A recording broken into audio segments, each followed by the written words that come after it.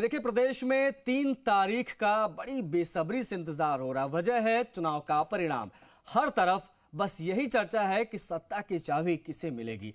इसके साथ ही हर सीट का सियासी समीकरण भी बिठाया जा रहा है। झोटवाड़ा विधानसभा सीट भी इन्हीं सीटों में से एक है। इसकी चर्चा बहुत ज्यादा है। इसी पर यह रिपोर्ट आपको दिखाते हैं।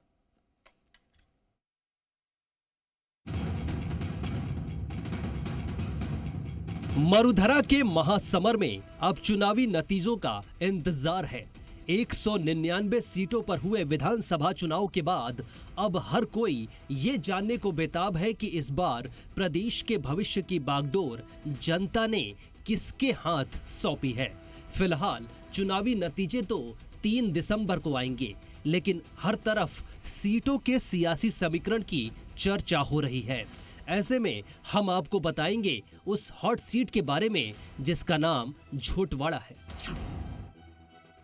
प्रदेश की सबसे बड़ी विधानसभा सीट झोटवाड़ा परिसीमन के बाद से ही बीजेपी का गढ़ रही है। परिसीमन के बाद लगातार 2 चुनाव में झोटवाड़ा विधानसभा क्षेत्र से बीजेपी ने जीत दर्ज की है। 2008 के चुनाव में बीजेपी के राजपाल सिंह शेखावत 2455 मतों से जीतकर झोटवाड़ा विधानसभा सीट पर काबिज हुए।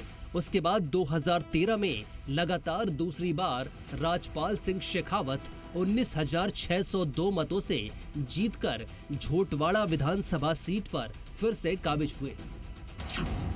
2018 में झोटवाड़ा सीट कांग्रेस के खाते में चली गई, लेकिन 2018 के विधानसभा चुनाव में कांग्रेस के लालचंद कटारिया ने 11,447 मतों से जीत दर्ज कर बीजेपी की परंपरागत झोटवाड़ा सीट को बीजेपी के हाथों से छीन लिया। ऐसे में प्रदेश में कांग्रेस की सरकार बनी और झोटवाड़ा से लालचंद कटारिया कैबिनेट मंत्री बने। लेकिन 2023 के चुनाव में लालचंद कटारिया ने चुनाव लड़ने से मना कर दिया।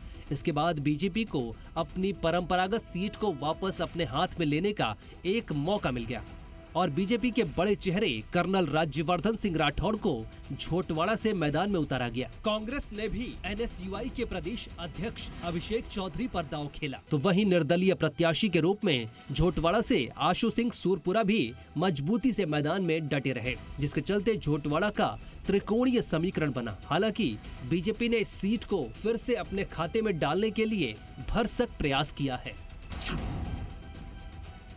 अब देखने वाली बात यह है कि 3 दिसंबर को बीजेपी पार्टी अपनी इस परंपरागत सीट को वापस हासिल कर पाती है या फिर से कांग्रेस वापस से रिपीट होकर झोटवाड़ा सीट बीजेपी से छीन लेती है, या फिर दोनों ही पार्टियों के हाथों से निर्दलीय प्रत्याशी इस सीट को जीतकर पूरी तरह समीकरण बदल पाते हैं। इसका पता तो 3 दिसंबर को ही लगेगा। दिनेश तिवारी, जी मीडिया, जयपुर।